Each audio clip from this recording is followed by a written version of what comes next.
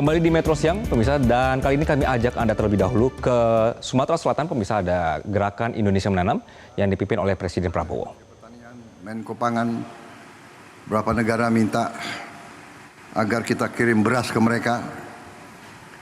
Saya izinkan dan saya perintahkan kirim beras ke mereka, dan kalau perlu atas dasar kemanusiaan kita jangan terlalu cari untung besar.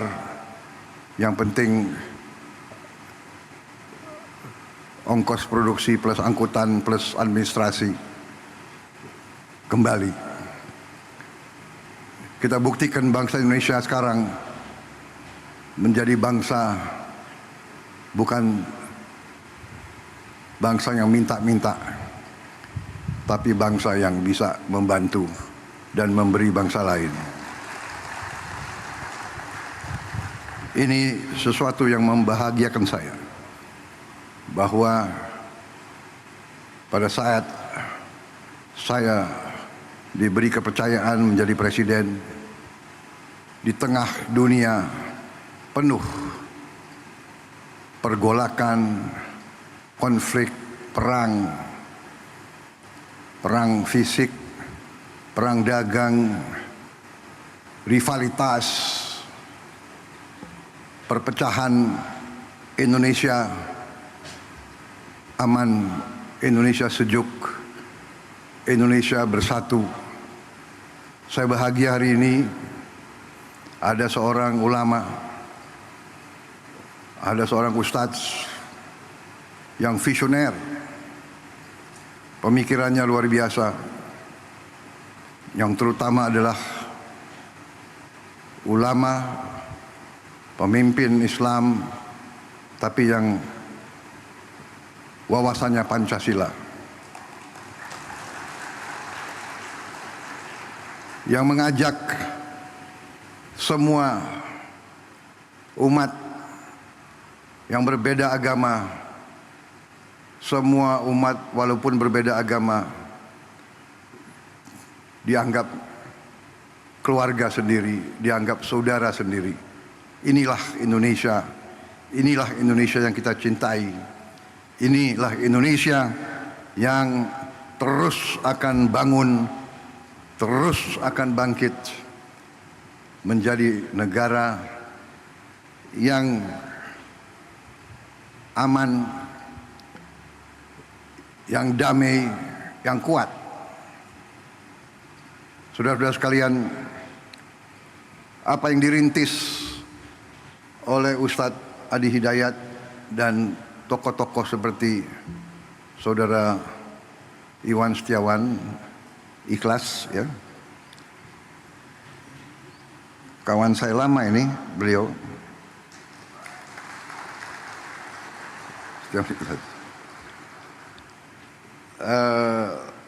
Ini membahagiakan. Jadi inovasi, improvisasi, riset, teknologi, ini yang akan membawa Indonesia menjadi negara yang berhasil. Dan apa yang dirintis di sini menjadi contoh, dan saya percaya banyak yang seperti ini yang mungkin perlu kita beri kesempatan untuk berkembang dan tumbuh. Dari saya terima kasih ada tokoh-tokoh seperti Ustadz Adi Hidayat ini. Kita bisa bayangkan sebentar lagi seluruh Indonesia semangat, setiap keluarga, setiap masyarakat bisa ikut serta dalam kebangkitan bangsa Indonesia. Kebangkitan suatu bangsa dimulai dari satuan yang terkecil. Kita ingin Indonesia swasembada pangan. Artinya setiap provinsi harus swasembada. Setiap provinsi swasembada artinya setiap kabupaten harus swasembada. Setiap kabupaten swasembada artinya setiap kecamatan harus swasembada. Kalau kecamatan swasembada artinya setiap desa harus swasembada. Saudara-saudara sekalian, kita melihat tanah yang katanya tidak mungkin ditanam menjadi hijau. Kita melihat rawa yang tadi tempat buaya menjadi sawah berproduksi. Kita nanti akan melihat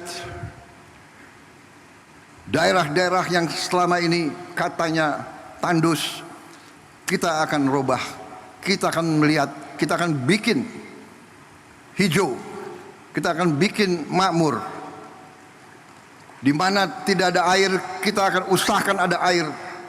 Sekarang kita sudah punya benih-benih gandum bisa ditanam di Indonesia. Kedelai bisa ditanam dengan produktivitas tinggi di Indonesia. Hortikultura, semua tanaman ini adalah sumber kehidupan. Bagaimana di kota-kota? Di kota-kota, di pinggir, kita akan bikin lahan-lahan vertikal seperti ini, tapi bisa bertingkat-tingkat. Mungkin 1 hektar, kalau kita bangun 10 tingkat menjadi 10 hektar. Dengan sistem pengairan, dengan energi, dengan tenaga panel surya. Jadi kita, masa depan kita gemilang. Terima kasih Pak Ustadz, hari ini kelihatan Indonesia sangat cerah. Dan kita bersyukur kepada Yang Maha Kuasa atas segala nikmat yang diberikan kepada kita. Yang Maha Kuasa telah memberi sangat banyak kepada bangsa kita. Sekarang kita butuh putra-putri bangsa yang pandai mengolah apa yang diberikan oleh Yang Maha Kuasa. Tidak menyerah, rawa dibikin produktif, lahan kering, lahan susah dijadikan tempat riset. Ini akan berkembang, anak-anak kita akan sehat.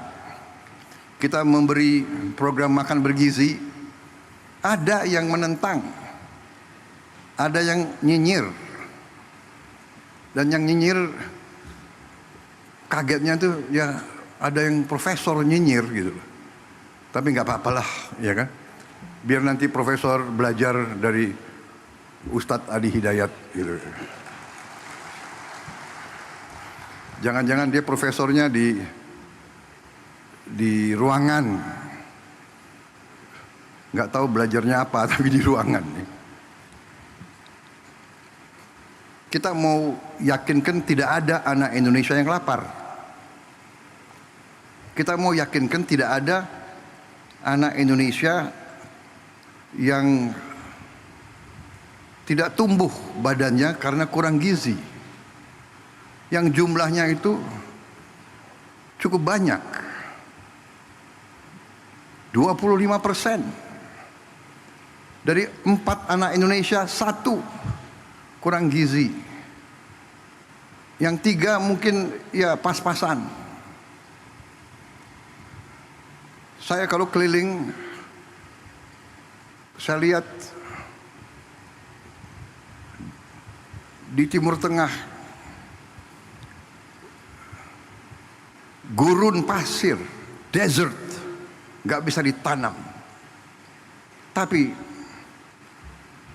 rakyatnya, anak-anaknya tinggi besar.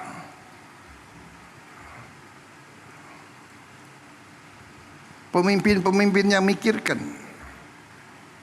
lahan yang sulit mereka jaga, sumber air yang sulit mereka jaga.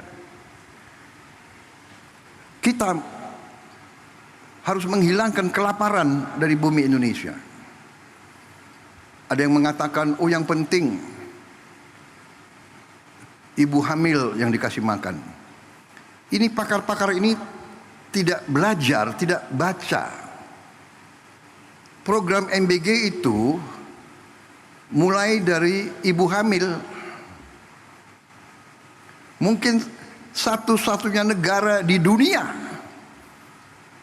di mana ada program ibu hamil tiap hari makan diantar ke rumahnya.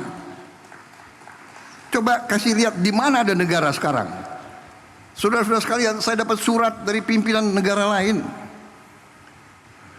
Belajar ke Indonesia, mau belajar tentang makan bergizi. Saya katakan kita belum. Nanti akhir tahun baru kita selesai semua. Tapi kita sudah mulai. Ibu yang sedang hamil makan diantar ke rumahnya. Kita pakai semua potensi yang sudah ada di Indonesia. Ada pendamping, ada pekerja dari keluarga berencana di tiap desa, itu yang antar. Kita bikin dapur-dapur, pesantren, semua sekolah kita ikut sertakan. Kecuali mereka yang sudah mapan, yang tidak mau, ya nggak apa-apa. Kita tidak paksakan. Jadi saudara-saudara, artinya apa? Artinya, yang sekarang tiap desa sudah berjalan berapa tahun program dana desa 1 miliar rupiah per desa per tahun. Dulu yang perjuangkan kita-kita juga. Dari semua partai di parlemen, HKTI, kalau tidak salah sudah berjalan 10 tahun. Di desa kita kembalikan 1 miliar, satu desa 1 tahun. Dengan program makan bergizi, uang yang beredar di tiap desa itu ditambah 6 miliar 1 tahun. Minimal 5, 6, ada yang 7, ada yang 8 miliar. Bayangkan dari 1 miliar naik ke 6 miliar, atau dari 1 miliar naik ke 5 miliar saja, itu kenaikan 500% dalam 1 tahun. Yang tadinya hanya 1 miliar beredar di desa menjadi 6 miliar di satu desa. Kenapa? Karena tiap hari untuk memberi makan anak-anak, Badan Gizi Nasional butuh beli telur, beli ayam, beli ikan, beli sayur, beli tomat, beli wortel, beli timun. Ini ekonomi desa, ekonomi kecamatan hidup. Saya baca kemarin ada profesor yang tanya, nggak ada gunanya koperasi di desa. Koperasi yang kita canangkan minimal 70.000 koperasi merah putih baru, kalau bisa 80.000. Katanya tak ada gunanya. Nanti di tiap koperasi itu kita bangun gudang. Berapapun hasil di desa itu akan aman karena gudangnya ada. Saya sedih tahun-tahun belakangan. Saya dulu ketua umum HKTI, saya dapat laporan, Pak, di desa saya kita baru panen mangga yang paling bagus di dunia, tapi tidak ada kendaraan untuk ambil. Setelah beberapa hari, hasil mangga yang terbaik itu rusak. Nangis petani-petani di desa itu. Sekarang tiap desa akan punya gudang. Tiap desa akan punya kamar pendingin.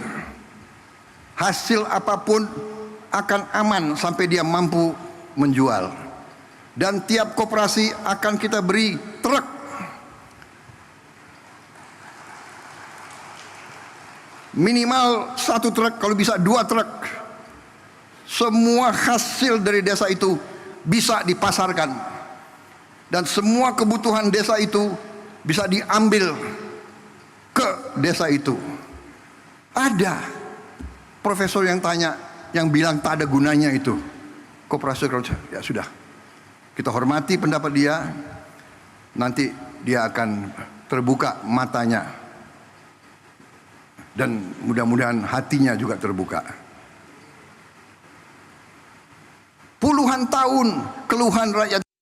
Jelajahi cara baru mendapatkan informasi. Download Metro TV Extend sekarang.